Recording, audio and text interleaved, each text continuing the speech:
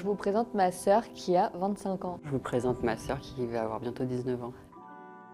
La cutis laxa est un relâchement de la peau Qui peut engendrer sur des problèmes de cœur, des problèmes de foie, problèmes pulmonaires aussi. Dans le monde, il y a approximativement 400 familles atteintes de la maladie cutis laxa. La cutis laxa est génétique. Pour notre part, elle vient de notre papa. Sur 4 enfants, on est 3 à avoir justement la cutis laxa et du coup, il y en a une qui ne l'a pas. Mais après, ce qu'on ne sait pas, c'est est-ce qu'elle l'a dans les gènes ou pas. J'ai 3 enfants qui, sur 3 il y en a 2 qui ont la maladie. La première, par exemple, elle a une fuite sur une valve du cœur. Question pulmonaire, tout va très bien. Mon deuxième, lui, a une valve pulmonaire qui ne grandit pas. Tout ce qui est cardiaque, tout est normal. Le troisième, il est encore trop petit pour savoir maintenant. J'ai appris que j'avais la cutis laxa par rapport à ma grande sœur justement parce qu'elle se fait harceler, etc. Et moi je comprenais pas, j'ai compris ça vers le CM1, CM2, donc elle a été déjà plus grande. Dès que j'ai vu justement l'acharnement qu'elle s'est pris elle,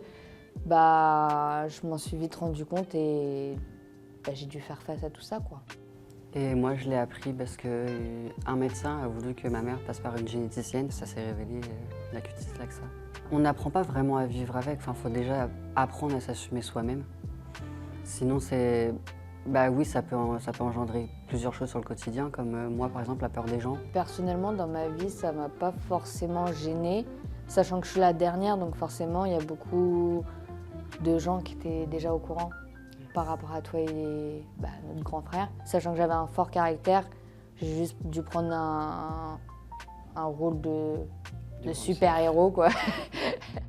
Comme on a 2 caractères complètement différents, on le vit totalement différemment l'une comme l'autre. Par exemple, moi, une critique, je vais me la prendre personnellement, ou je vais plus de nouveau ressortir, ou je vais avoir de nouveau peur aux gens. Et justement, tout ce que je fais aujourd'hui, c'est me dire, tant pis. En soi, pour moi, dès qu'on m'insultait, pour moi, c'était pas une attaque. Pour moi, personnellement, justement, c'était comme si on attaquait ma sœur ou mon frère et ça passait pas du tout. Pour ma part, la chose la plus difficile d'accepter, c'est de se regarder dans un miroir. La chose la plus positive, c'est le rapprochement avec ma sœur. Ça a été ma meilleure amie, ça a été, on peut le dire, ma mère, parce qu'elle m'a soutenue comme si c'était. C'est un tout, et puis je l'aime pas comme ma sœur. Je l'aime au même titre que mes enfants. C'est la même chose.